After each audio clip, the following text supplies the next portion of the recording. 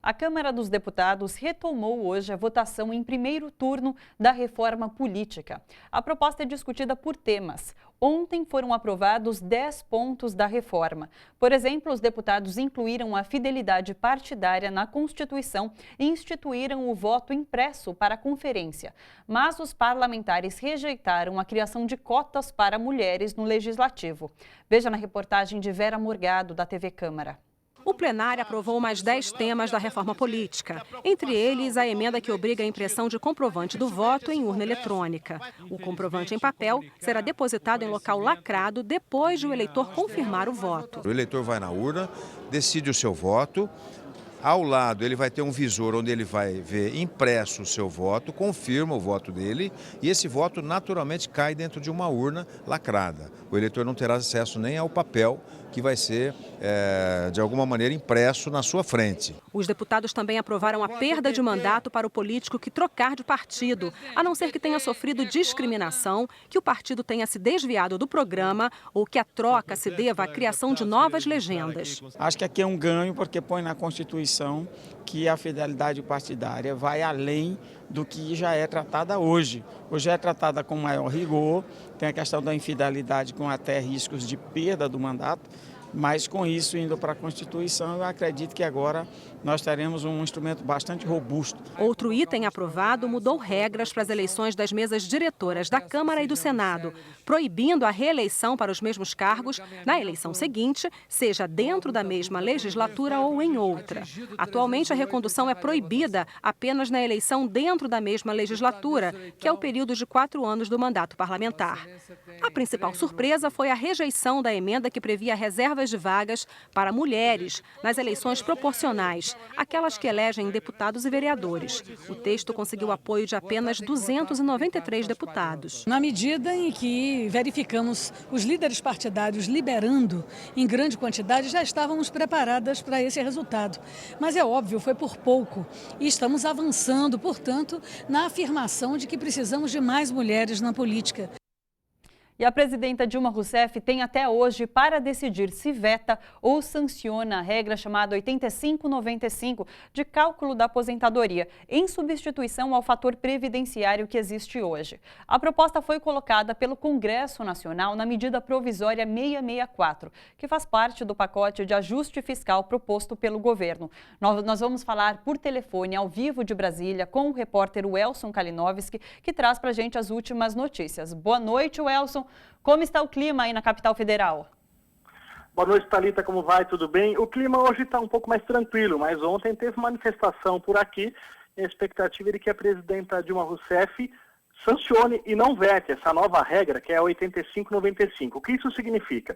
Que quando a soma da idade mais o tempo de contribuição, por exemplo, das mulheres atingir 85, ela se aposenta com benefício integral.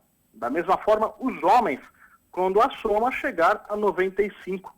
Mas mesmo com a decisão tendo que sair ainda hoje, nós só vamos saber de fato o que Dilma Rousseff fez quando sair a publicação do Diário Oficial, o que deve ocorrer somente nessa quinta-feira.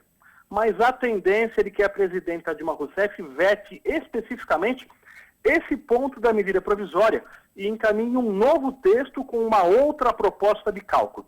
Segundo informações do Palácio do Planalto, após um jantar na noite de ontem, no Alvorada, essa nova fórmula prevê a instituição do mecanismo 85-95, mas de forma progressiva.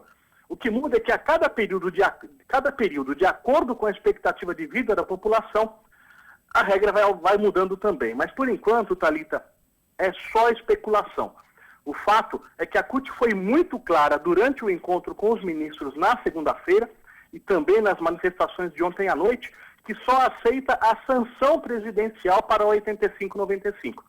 Para então iniciar um debate sobre novas regras no Fórum Quadripartite de Previdência e Trabalho, que foi criado em abril desse ano e tem previsão de término somente no mês de agosto. De Brasília, Welson Kalinowski, para o seu jornal. Obrigada, Welson. E para você entender direitinho agora essas fórmulas que calculam a aposentadoria, o professor de Direito Previdenciário Wagner Baleira, da PUC, explica essas diferenças. A Fórmula 85-95 propõe que para o trabalhador se aposentar seja somado o tempo de trabalho com a idade. Para as mulheres, a somatória deve resultar em 85 e para os homens, 95. Na prática, quem começa a trabalhar mais jovem consegue se aposentar mais cedo. A nova fórmula traz um equilíbrio melhor entre o trabalho daqueles que começaram mais cedo e têm uma idade razoável para a aposentadoria, tipo 50, 55 anos, que seria o mínimo. É mais justo socialmente porque retrata melhor o perfil da população. O fator previdenciário, que é usado atualmente para calcular a aposentadoria, foi criado em 1998 pelo então presidente Fernando Henrique Cardoso. Se o trabalhador quiser se aposentar antes do tempo de contribuição ou do limite de idade, é aplicado um cálculo que reduz o valor da aposentadoria. Quanto maior for a sobrevida no sistema do fator previdenciário, menor vai ser o benefício que você vai receber. Podendo chegar esse benefício a ser de apenas 60% do seu salário. Então é uma fórmula muito complicada e redutora de direitos. O governo federal se mostrou preocupado em aprovar a Fórmula 85-95 e afirma que a longo prazo a Previdência poderia quebrar. Já as centrais sindicais são favoráveis à nova fórmula. O movimento dos trabalhadores é um movimento forte, né? Então, o fato dos trabalhadores terem se posicionado maciçamente a favor da fórmula 85-95 pesa na balança do governante, porque ele tem que atender os trabalhadores de alguma maneira.